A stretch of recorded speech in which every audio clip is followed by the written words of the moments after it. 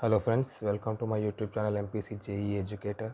This is the lecture 2 some basic concepts of chemistry. In this lecture I am going to explain the laws of chemical combinations and also some good problems towards the end. So let's start the lecture friends. Laws.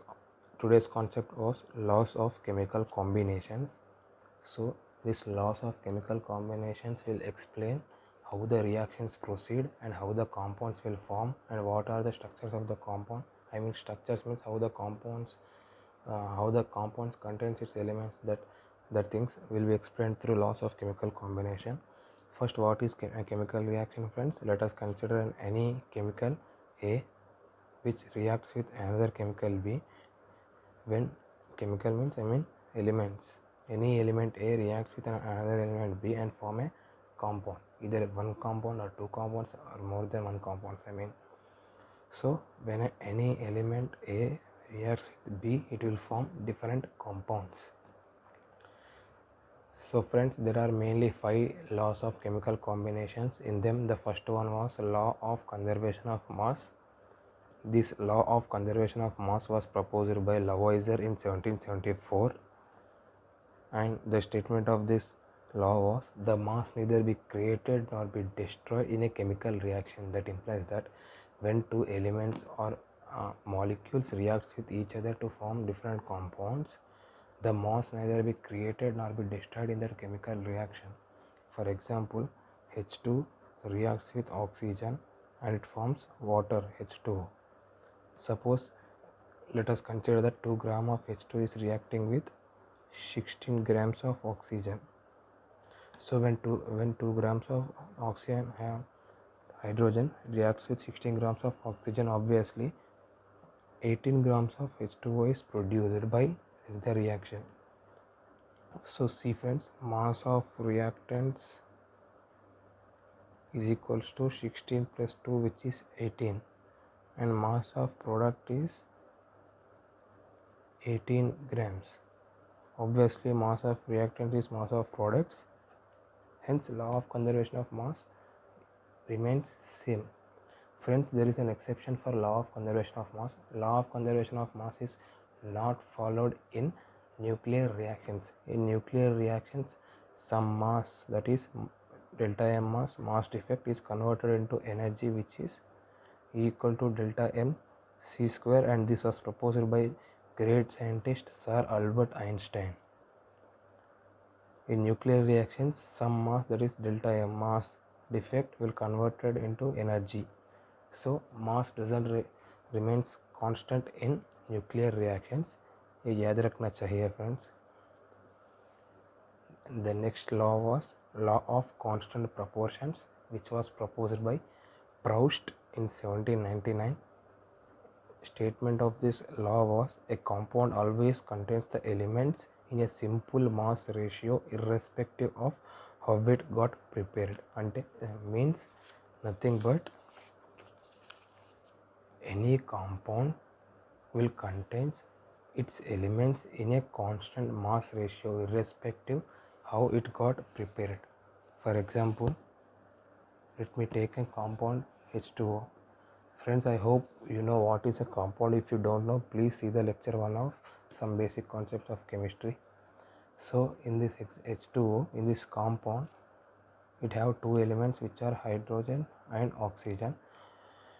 Always in any compound, if you take in any sample of the compound, the mass ratio of hydrogen and oxygen remains same. For example, I took one molecule of H2O compound. In this ratio of hydrogen to oxygen was 2:16, that is mass ratio. Mass of hydrogen in this H2O was 2 grams in 1 mole.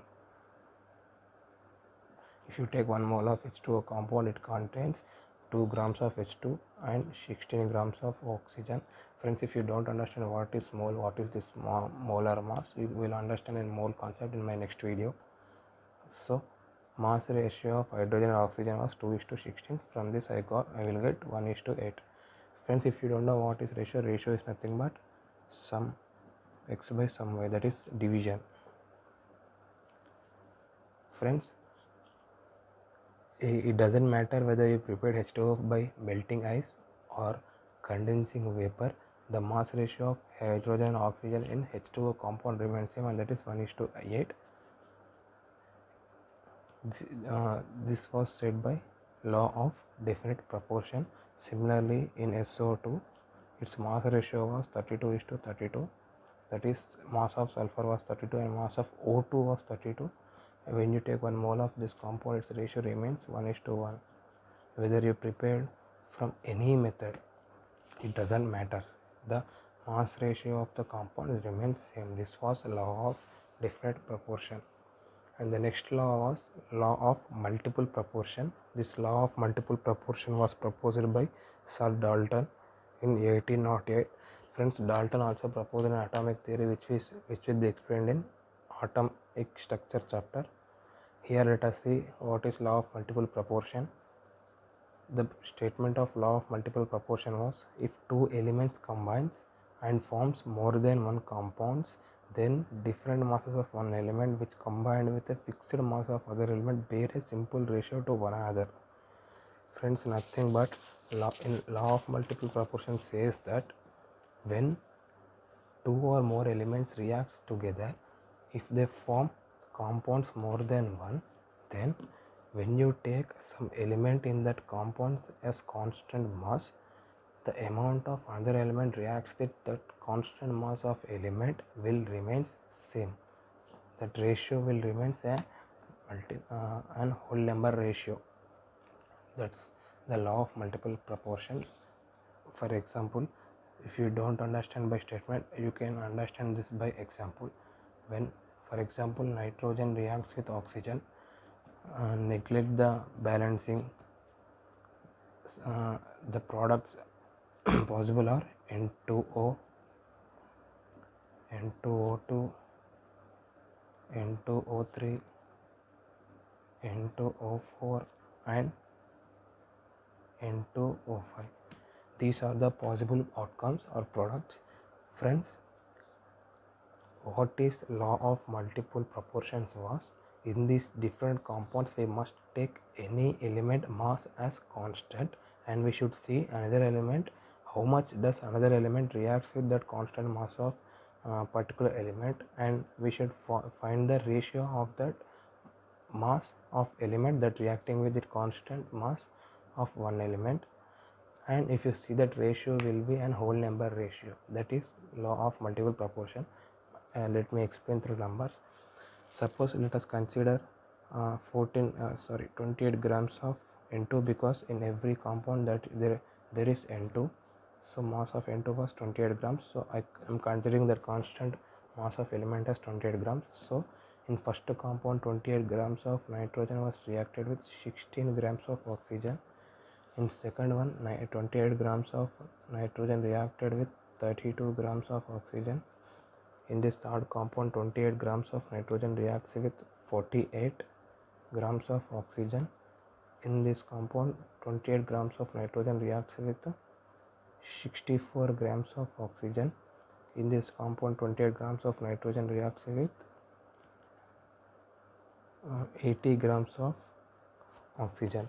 So ratio of this oxygen mass was 16:32:48:64:80, which gives us 1:2:3:4:5.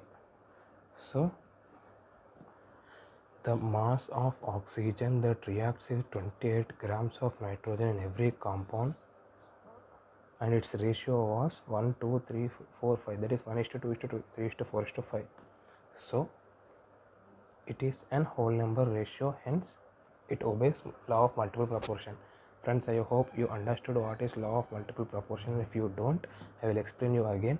Here the if I took 28 grams as reference, if you wish you can take as even 56 grams, and you can check how much grams of oxygen was reacting with 56 grams of nitrogen in every compound, and if you find the ratio, then you will get as 1:2:3:4:5. And this is law of multiple proportion. Friends, I hope you understood this.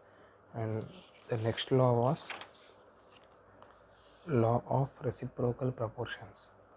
This law of reciprocal proportions was proposed by Richter in 1794, and its statement was, when definite mass of any A, that is, when definite mass of any element A combines with two different elements B and C to form two different compounds,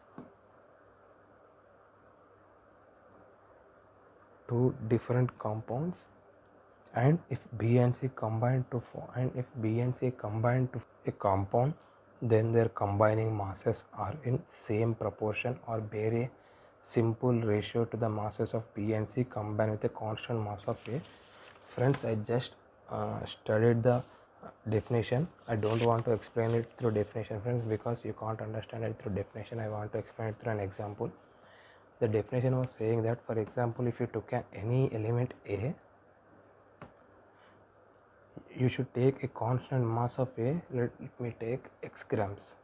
You should see how much grams of another element B was reacting with x grams of A and forms AB, and you should check how much grams of another element C reacting with x grams of A and forms AC.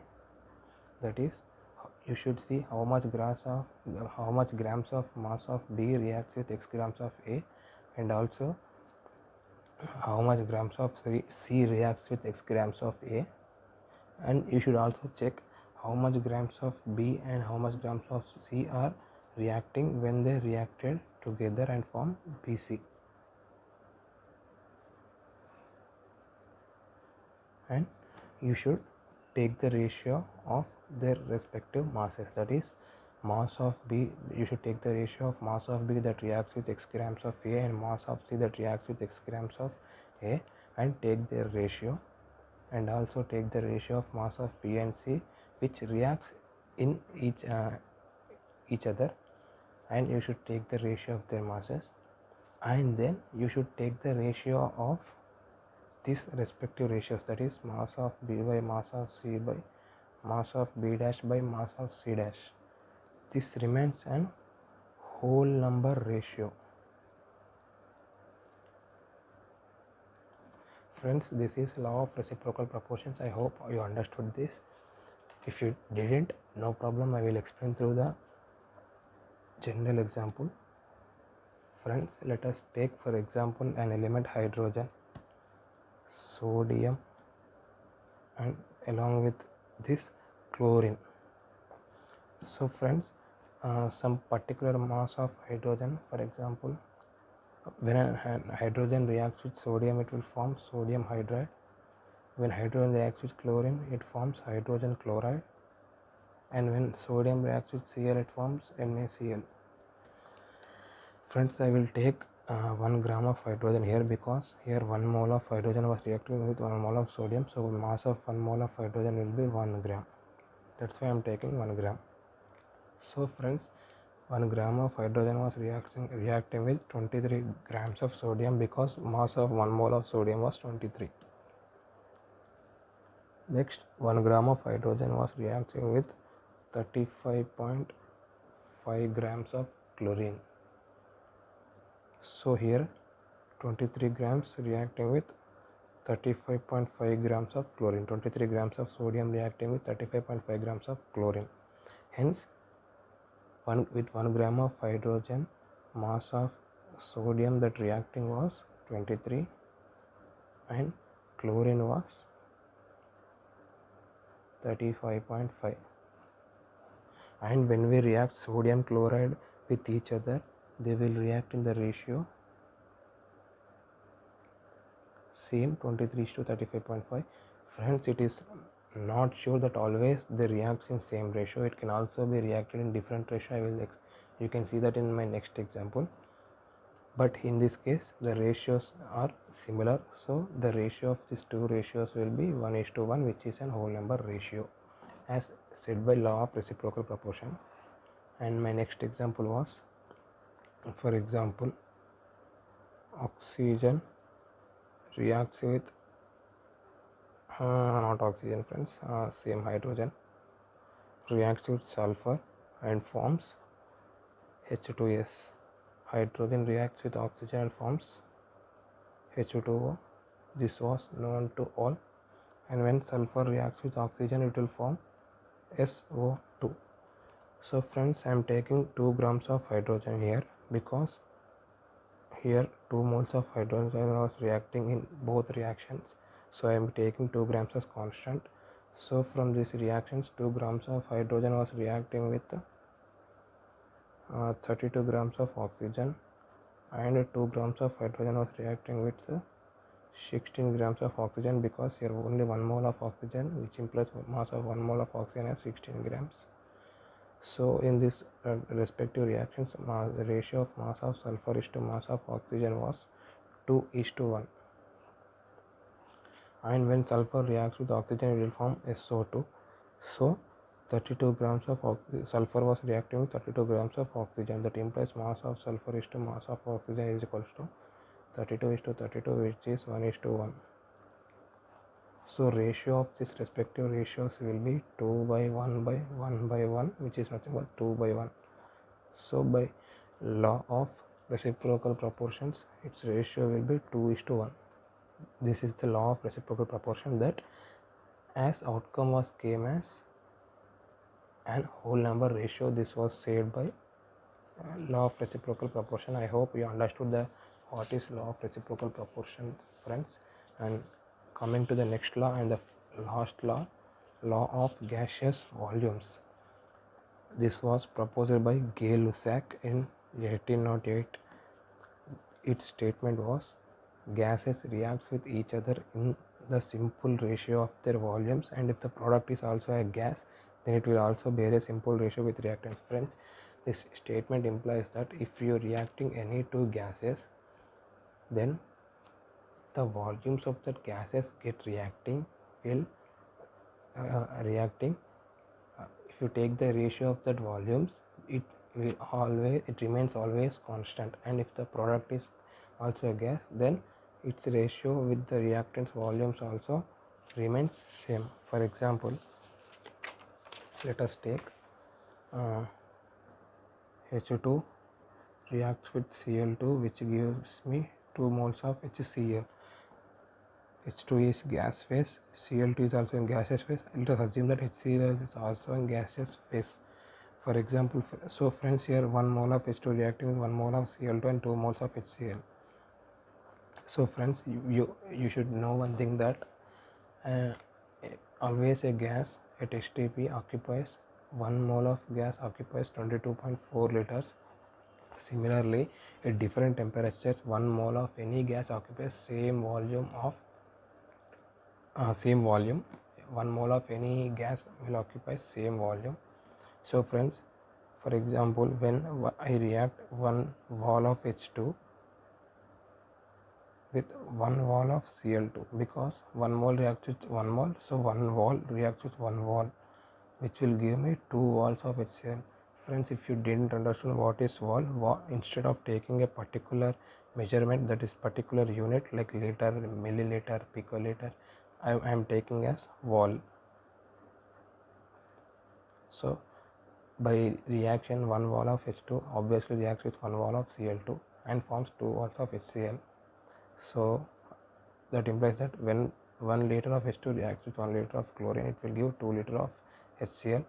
If you take the ratio of this volume, it will be 1:1:2. And if you react with 2 liter of H2, it will react with 2 liter of Cl2, which will form 4 liter of HCl. If you take the ratio same 1:1:2. Similarly, if you take 10 liter of H2 with 5 liter of 10 liter of H2 with 5 liter of Cl2, it will form 10 liter of HCl. Friends, even though you took 10 liters of H2, only 5 liters of H2 will react, because we took only 5 liters of Cl2. So in final in container, finally we will get 5 liter of H2, 0 liter of Cl2 and 10 liter of HCl. But when you see the ratio of the reacted ones, 5:5:10, which is 1:1:2. Hence I proved the law of gaseous volume, that is, always gaseous reacts in its volumes in a fixed ratio. So these are the gas laws, friends. So friends, let us see an example.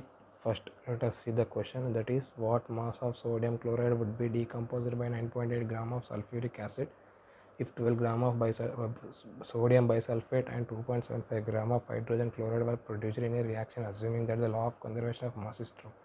So by seeing question, this is a question of law of conservation of mass, obviously. So by reading question, I concluded and reaction that sodium chloride would be decomposed by sulfuric acid. That implies that sodium chloride reacts with H2SO4 if 12 grams of sodium bisulfate and 2.75 grams of hydrogen chloride were produced. That implies the products are sodium bisulfate and HCl. By the question itself, I wrote the reaction as NaCl plus H2SO4 plus NaHSO4 plus HCl. Friends, in question gave that some x grams of NaCl reacts with 9.8 grams of H2SO4. Friends, in question doesn't given, but we should consider that completely H2SO4 reacts with NaCl, and they said that 12 grams of sodium bisulfate will get formed and 2.75 grams of HCl will form. Friends, by law of conservation of mass, the mass neither be created nor be destroyed, so mass of reactants will be is equals to mass of products. From this, x plus 9.8 grams is equals to 12 plus 2.75 grams. Friends, when we need to add two numbers which contain points, we should add like this. We should write the numbers in a line such that point of every number will stay in a order, that is in a straight line. So 7 5 this side and 2 here. Now add this 5 7 4 1 point. So by addition 12 plus 2.75 answer will be 14.75. You can also say that directly, 12 plus 2.75 14.75. X plus 9.8 is equals to, from this x equal to 14.75 minus 9.8. So from 14.75, first remove 10, you will get 4.75 as outcome, but I should remove only 9.8, so I will add 4.75 with 0.20. By this method I will get answer as 4.95 grams. Hence 4.95 grams of sodium chloride is reacted in this reaction. Yes, I completed the first question. Next, let us solve the second question of the list. And the second question was, friends, is it appearing to you? Is it visible? Yeah. The next question was, in an experiment 2.4 gram of iron oxide on reduction with hydrogen yield, friends, this is 1.68 grams of iron, and in another experiment 2.9 gram of iron oxide give 2.03 gram of iron on reduction with hydrogen. Show that the above data illustrate the law of constant proportion. Friends, question saying that some man performed two experiments with iron oxide. Iron oxide might be of formula any FeXOY, because different oxides are possible for iron. So I am writing as FeXOY. That in question he said that iron oxide, that implies the compound contain iron and oxygen. So he was saying that in first experiment he took 2.4 grams of iron oxide. When he reduced this with hydrogen, that implies that he removed oxygen from iron oxide by using hydrogen. He got 1.68 grams of iron from this 2.4 grams of iron oxide. Friends, this implies that in 2.4 grams of iron oxide, it have 1.68 grams of iron. This implies that 2.4 minus 1.68 grams of oxygen is present in iron oxide, which will be 0.72 grams of oxygen. And in experiment 2 it was given that in experiment 2 he took 2.9 grams of same iron oxide. By reducing it, he got 2.03 grams of iron. So by this I am concluding that In this 2.9 grams of iron oxide, this 2.9 grams of iron oxide contains 0.87 grams of oxygen. So in question he was asking that, is this illustrate the law of constant proportions? In by law of constant proportions, the ratio of masses of the elements remains constant in any mass of compound. So in experiment, the ratio of mass of iron to mass of oxygen was 1.68 is to 0.72. 1 jar, 2 jar 1.44. When we remove 1.44 from 1.68, we get 0.24, 2.4, 3 jar, 3 jar. So this ratio was 2.33 is to 1. In a similar way, in second experiment, mass of iron is to mass of oxygen was 2.03 is to 0.87. So 1 jar, 2 jar 0.33. This implies that 2.33 is to 1. Friends, in both experiments we took different masses of compounds, but the ratio of the elements present in it remains same. So this illustrates the law of constant proportions. So let us see the next question.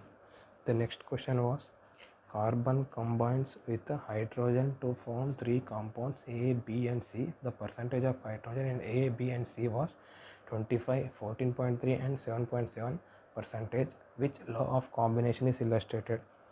Friends, here two elements are reacting with each other and forming three compounds. So by seeing this, I am thinking that in this question he was talking about law of multiple proportion itself. Let us check it once. Does this compounds obeys law of multiple proportion or not?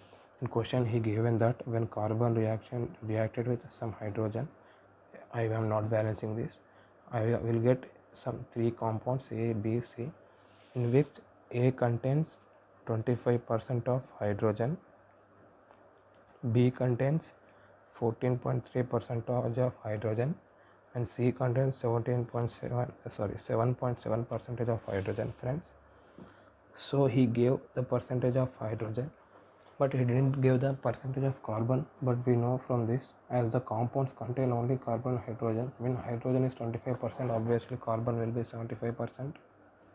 Here carbon will be 85.7%, here carbon will be 82.3%. So friends, according to law of multiple proportion, when two elements reacts and forms compounds more than one, in each compound, when you take some element as in constant mass, another element, the mass of the another element which will get reacted with the constant mass of element will be in a multiple in a whole number ratio. Let us verify that. Friends, I am taking every compound of A as 100 grams. That is, I am considering every compound as 100 grams. That is, I am taking 100 grams of each compounds A, B and C. So by definition, in compound A contains 25 grams of hydrogen and 75 grams of carbon, 14.3 grams of hydrogen in B and 85.7 carbon in B, and 7.7 grams of hydrogen and 82.3 grams of carbon in C. So in this data, the least mass of carbon was 75, so I will consider the constant mass as 75 grams. By the question, 75 grams of A reacting with 25 grams of hydrogen, as 85.7 grams of carbon was reacting with 14.3 grams of hydrogen. I need to know how much grams of hydrogen does react with 75 grams of carbon. This is known as cross multiplication method. 75 grams of carbon will react with 75 into 14.3 by 85.7 grams of hydrogen. So 75 grams of B will react with 75 into 14.3 by 85.75 grams of hydrogen. So by question C 82.3 grams of C carbon reacts with 7.7 grams of hydrogen in compound C. So 75 grams of carbon reacts with how much mass of hydrogen? By cross multiplication method, 75 into 7.7 by 82.3 grams of hydrogen reacts with 75 grams of carbon in compound C. So in compound C, 75 grams of carbon reacts with 75 into 7.7 by 82.3. So friends, I know the mass of hydrogen that reacts with 75 grams of carbon in every compound. So if I take the ratio of this, I can conclude whether these compounds will obey law of multiple proportion or not. So the ratio of hydrogen was 25:75 into 14.3 by 85.75 is to 7, not 575, no, only 7 is to 75 into 7.7 by 82.3, 133, 1 jar 6 jar, 1 jar 12 jar. By this 1 is to 3 by 6 is to 3 by 12, 2 jar, 4 jar. Multiply whole ratio with 4, so 4 is to 2 is to 1. Hence this is an whole number ratio. These compounds will obey law of multiple proportions. Hence my trial got succeeded. So this question follows law of multiple proportion, friends. Third question. Next, moving towards fourth question. In fourth question, he says that illustrate the law of reciprocal proportions from the following data. He given that KCl contains 52% potassium, Ka contains 23.6% potassium, and ICl contains 78.2% iodine. First let me write what does the given in the question. He said that KCl contains potassium 52% and Ka contains potassium 23.6% and ICl contains iodine 78.2%, and he asked me to verify law of reciprocal proportion. So friends, by question, if KCl contains 52% of potassium, then it definitely contains 48% of chlorine. If Ki contains 23.6% of potassium, then it contains 76.4% of iodine. So ICl, if ICl contains 78.2% of iodine, then it definitely contains 21.8% of chlorine. Friends, in question he was asking to prove the law of reciprocal proportion. We know law of reciprocal proportion is nothing but a triangle. So in these two compounds, the common element was potassium. So potassium reacts with chlorine and potassium reacts with iodine, and iodine and chlorine reacts within themselves. When potassium reacts with chlorine, it is KCl. When potassium reacts with iodine, Ki. When iodine reacts with chlorine, it will give ICl. So according to law of reciprocal proportions, when a constant mass of this potassium reacts with chlorine and iodine, the ratio of mass of chlorine and iodine that react with the constant potassium, and you should also calculate the ratio of mass of chlorine and iodine which they react, and we should take the ratio of them.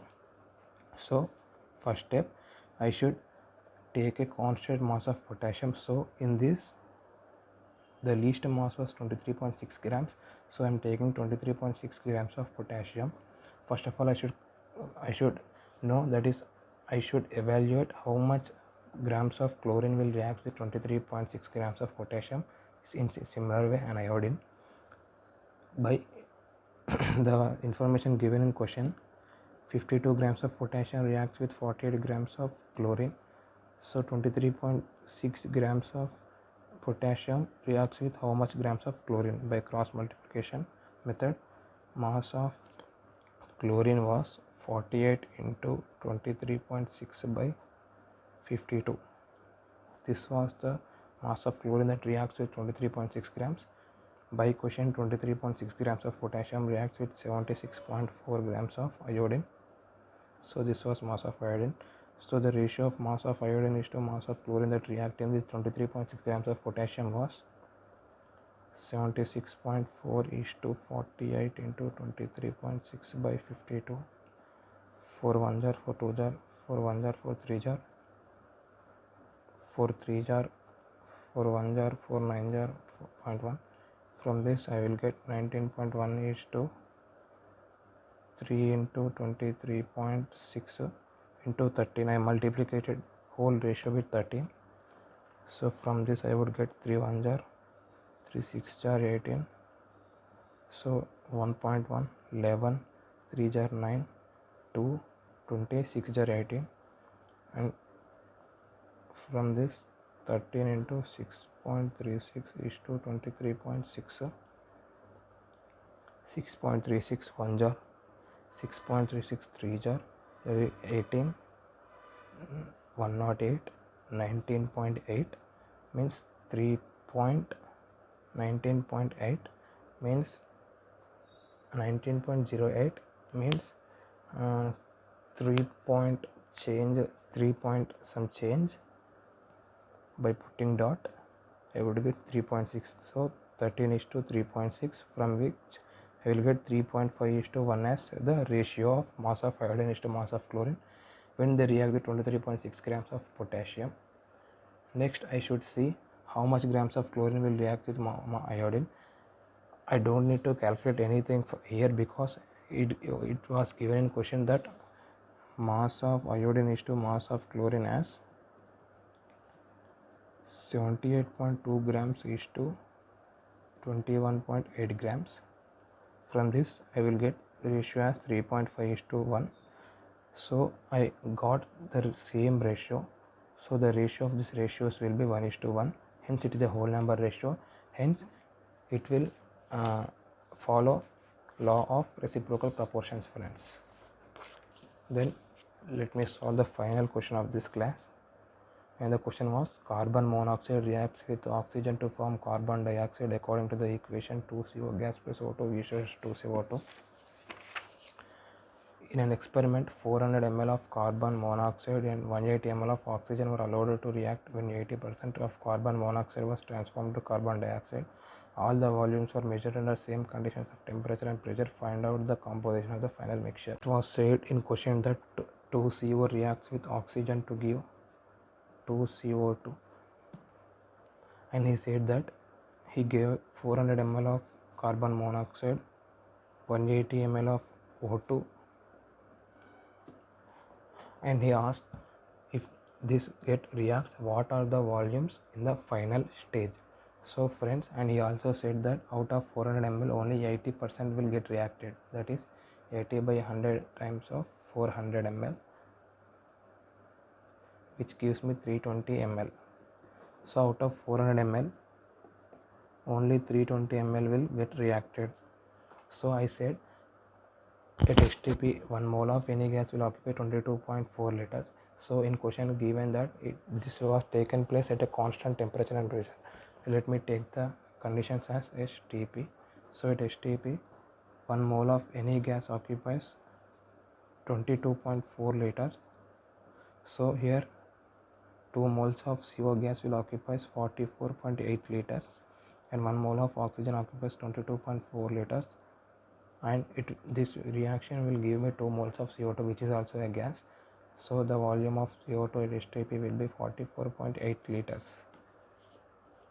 So friends, by this information 44.8 liters of CO reacts with 22.4 liters of oxygen. Friends, I don't know that whether 320 ml of CO will react with 180 ml of O2 or some x ml of O2. To know that, I am using this cross multiplication method. So 320 ml reacts with how much oxygen? By cross multiplication method, 22.4 liters into 320 ml divided by 44.8 liters is equals to x. So 1 jar 2 jar, liter get cancelled, and x equal to 160 ml. This implies that 320 ml of CO reacts with 160 ml of O2. So friends, here see, 2 moles of CO will form 2 moles of CO2. So 320 ml of CO will form 320 ml of CO2. Hence, in the final reaction, out of 400 ml of CO, 320 was got reacted. So 80 ml of CO remains in the container. Out of 180 ml of O2, 160 ml got reacted. So 20 ml remains in container, and 320 ml of CO2 was formed. So 320 ml of CO2 will be in the container. Hence, this is the final composition of the container. This was asked in the question. This how we should solve the problems, friends. I will also do a video of solving problems in coming lectures. Thank you, friends, and don't forget to subscribe my YouTube channel.